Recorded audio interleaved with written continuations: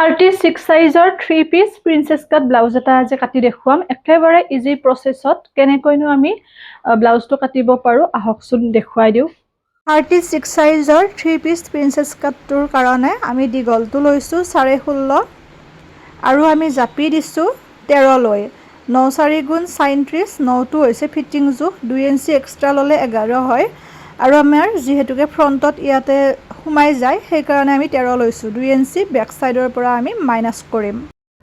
36 সাইজৰ 3 piece princess কাট ব্লাউজটোৰ বাবে মই জোখ মাখখিনি দেখাই দিও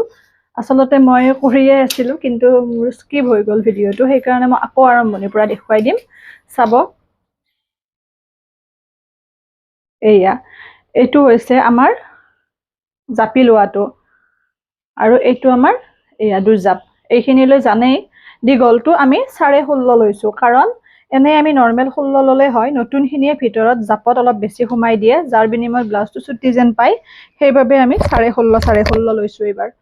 ব্যাক সাইডো 16.5 ফ্ৰন্ট সাইডো 16.5 তাৰ পিছত বাকি জোখমাখখিনি চাব এইখিনি আমাৰ আঢ়ৈ 2 আৰু আধা এইখিনি আমাৰ 3 এইখিনি আমাৰ 6 লৈ ধুনিয়াকৈ আপোনালোকে এনেকৈ চিন দি ল'ব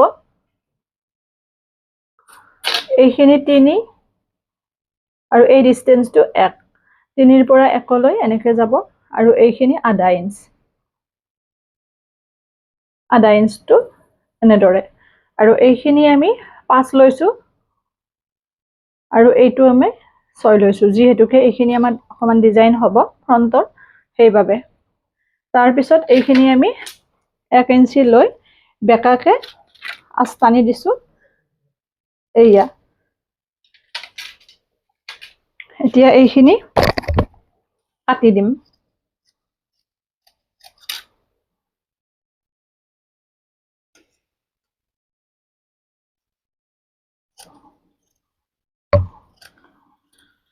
এইখিনি আমি কাটি দিম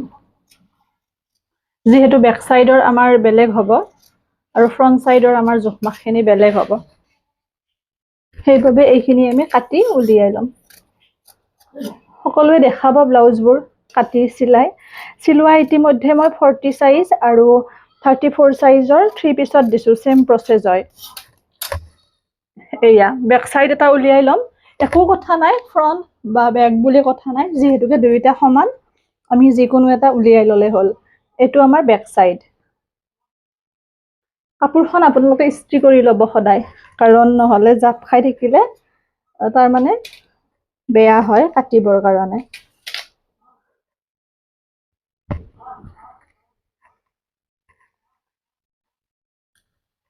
এইখিনি হ'ব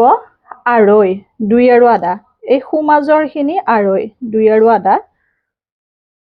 আৰু এইখিনি হ'ব আমাৰ 2 খুমাজৰখিনি 2 আৰু আধা এইখিনি 2 এতিয়া এনেকে 2 আৰু আধাত সংযোগ কৰি 2 লৈ এনেকে যাব দেখিছে আৰু পিঠিখন কিমান কটা দিয়ে নিজৰ ইচ্ছা যিমানখিনি কটা দিয়ে সেই হিচাপত কাটি ল'ব কিন্তু অলপ বেছি উঠাকে নাৰাখিব এই কাটটোত অলপ কটা হলে ভাল লাগে মই ইয়াৰ পৰা 4.5 লৈছো আৰু এই শেপটো আপোনালোকে ৰাউন্ড দিয়ে নহয় বলে অকমান এনেকুৱা জংকে দিয়ে যেনেকে দিয়ে নিজৰ হিচাপত এই শেপটো দিব পাৰে এনেকেও দিব পাৰে এনেকেও পাৰে বহুতে ব্যাক সাইডৰ এই শেপটো বেলেগ দিয়ে এতিয়া ব্যাক সাইডটো আমি এইখিনি কাটিম মই ইমানখিনি কটা দিছো কিন্তু ইমান মান যদি উঠাকে দিয়ে ব্লাউজটো পিন্ধিলে শো নাহে অলপ কাটি দিব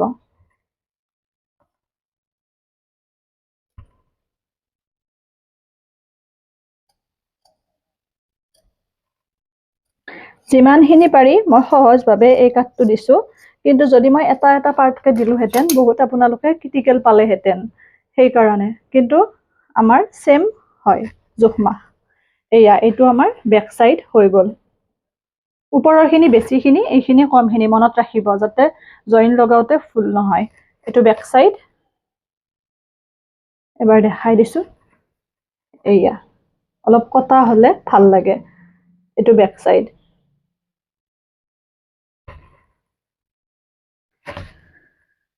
বেক সাইডটোত আমি 2 ইঞ্চি এক্সট্ৰা লৈছো কাৰণ যেতিয়া আমি জাপি দিছো কাপোৰখন জাপিছিলো দীঘলটো আমি 16.5 লৈছো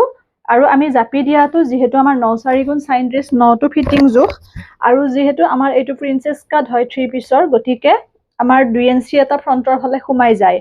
গতিকে 9 লগে লগে 2 ইঞ্চি বঢ়ালে 11 হ'ল 2 ইঞ্চিটো আমাৰ যেহেতু এক্সট্ৰা থাকে চিলনিৰ কাৰণে 11 আৰু আমি 2 ইঞ্চি এটা এক্সট্ৰা লম কাৰণ সেইটো আমাৰ ফ্ৰন্টৰ ডিজাইনত সোমাই যাব 2 ইঞ্চিটো আমি বেক সাইডৰ পৰা মাইনাস কৰিম গতিকে 11 12 13 আপোনালোকে 13 লৈ পেলাই জাপিব কাপোৰখন 13 লৈ কাপোৰখন জাপিব দীঘলটো 16.5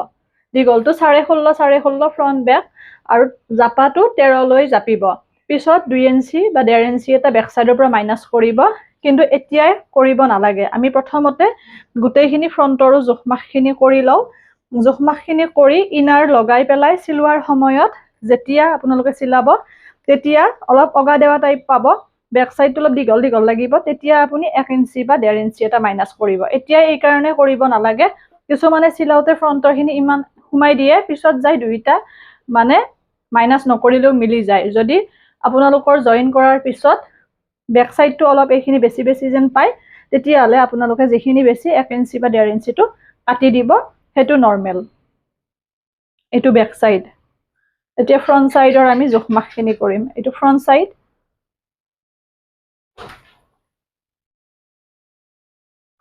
সাইড টু চাব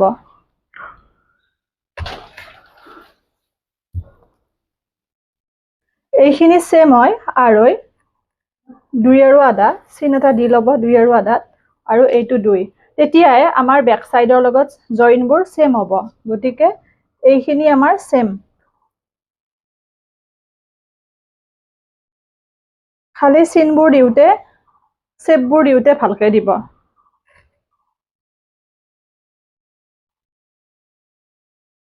এইটো আৰু এইখিনি 2 এতিয়া বাকিখিনি চাব এইখিনি 4 দিব 4 আৰু এইখিনিও 4 4ত চিন এটা দি দিব আৰু এই দীঘলটো আমাক লাগিব 10 এইয়া 10 এই 10টো মানে এই 4ত পৰিব লাগিব ওপৰৰ ডিসটেন্সটো 10 এই 10টো ইয়াত পৰিব লাগিব কিন্তু 4 যত কিমানode 4ত 10টো পৰিব লাগিব বুজি পাইছেনে মানে এই বহলটো আমাৰ 4 আৰু দীঘলটো আমাৰ 10 10 আৰু 4 দুইটা এটা ফুটে হ'ব লাগিব আমাৰ এটো 10ৰ যিমানখিনি ডিসটেন্স 10ত পৰিব লাগিব আৰু এইটো 4 গতিকে দীঘলটো 10 হ'ব লাগিব বহলটো 4 হ'ব লাগিব আৰু এইখিনিও আমাৰ 4 এইখিনি আমাৰ 2 মই যে 2 ইঞ্চি মাইনাসৰ কথা কৈছিলো এইটো 2 আৰু এইখিনি 2 দীঘলটো এতিয়া এই 2ৰ আঁচডাল এনেকে টানি দিব এনেকুৱা সিধা হ'ব লাগিব আৰু যেটো আমাৰ আমি 10 আৰু 4ত চিন দিছিলো এনেকুৱা হ'ব লাগিব এইয়া শেপবোৰ সদায় ভালকে দিব এইখিনি আমাৰ 4 ডিসটেন্স দীঘলটো আমাৰ 10ত 4 ডিসটেন্সত ফুটটো হৈছে তলৰ এইখিনিও আমাৰ 4 এইখিনি আমাৰ 2 এই দীঘলটো আমাৰ 2 লৈ পেলাই এনেকে সিধাকে দিছো তাৰ পিছত এইখিনি এই দৰে শেপটো দি দিব 10ত সংযোগ কৰি পেলাই আৰু এইখিনি আমাৰ আৰু 2 আৰু আধা এইখিনি আমাৰ 2 এইখিনি হৈছে আমাৰ নিয়ম এতিয়া আমি কাটিম পাৰ্টবোৰ ঠিককে ৰাখিব যাতে উল্টা পুল্টা নহয় হাতখন আপোনালোকে যেনেকে আমি বাকি হাতবোৰ কাটো নৰমালি তেনেকেও হাতখন দিব পাৰে আৰু যদি ভাবে ঘটি হাতৰ দিম তেতিয়া হলে ঘটি হাতও দিব পাৰে 34 সাইজটোত ঘটি হাতৰ মোৰ দি থোৱা আছে সেম প্ৰসেস তেনেদৰে কাটি ঘটি হাতৰ দিব আৰু কটাও দিয়া আছে সিলুৱাও দিয়া আছে 34ৰ এইয়া আৰু এই বস্তুখিনি অলপ কাটি দিব যিমানখিনি আপোনালোকে কটা পিন্ধে ফ্ৰন্টৰ ফালে এই দৰে নহলে উঠা হ'ব সিলুৱাৰ পিছত আৰু মানে বহুতে এইখিনি কাটি নিদিয়ে তেতিয়া উঠা হ'ব মানে কোনখিনি বস্তুৰ কথা কৈছো জইন লগাই পেলাই আপোনালোকে যেতিয়া জইন লগাব এইবোৰ এনেকে সোমাই যাব এই বস্তুখিনি জইনত আৰু মুৰামুৰি চিলাই নামাৰিব অলপ দূৰে দূৰে চিলাইবোৰ মাৰিব এয়া এই বস্তুখিনি অলপ কাটি দিব যিমানখিনি কটা বিন্ধে সেই হিচাপত তেতিয়া ব্লাউজটো খুব ধুনীয়া হ'ব এইটো হৈছে আমাৰ ফ্ৰন্ট সাইড হ'ল বেক সাইড হ'ল থ্ৰী পিছৰ এতিয়া আমাৰ হাতখন নৰ্মেল হাতে আপোনাৰ এতিয়া আমি হাতখন কাটিম চাব আসলতে হাতখন মই বেছি দীঘল নকৰো এইটো কাস্টমাৰৰ ব্লাউজ গতিকে হাতখন আমাক ছুটিকেই দিব দিছে এয়া ওপৰ সাইডটো খালি হাতখনৰ বন্ধ ল'ব এনেকে হাতখন যিমান দীঘল কৰে ছুটি কৰে জোখ একে মই ছুটি কৰিব দিয়াই ছুটি কৰিম আপোনালোকক যদি দীঘল কৰিব দিয়ে দীঘল কৰিব কথা নাই কিন্তু জোখ মাখ সেম মই এই হাতখন 7 লৈছো আৰু ইয়াৰ পৰা মূৰৰ পৰা আমি 3 লম 3 লৈ আছেডাল আমি টানি দিম এনেকে 3 লৈ আছেডাল টানিম টানি পেলাই যিখন আমাৰ কাণ এই কাণখন আমি এনেকে পাৰি দিম মানে যিফালে আমাৰ হাত লগোৱা পাৰ্ট এয়া এই কাণখন পাৰি দিম আমি কাণখন পাৰি দি এইটো মানে হাত কটা নৰ্মেল এটা পদ্ধতি যেটো নেকি কৰিলে আপোনাৰ হাতখন কেতিয়াও ছুটি দীঘল বা কোনো ধৰণৰ প্ৰব্লেমে দেখা নিদিয়ে আৰু এইখিনি শকতখিন অনুযায়ী মই 5 লৈছো ফিটিং জোখ আৰু 2 ইঞ্চি এক্সট্ৰা লৈছো 7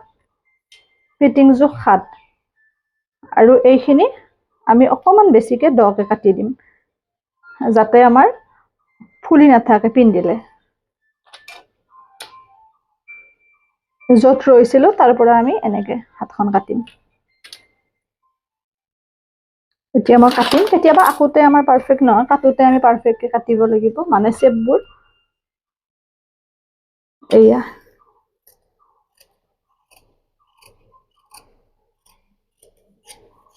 এইদৰে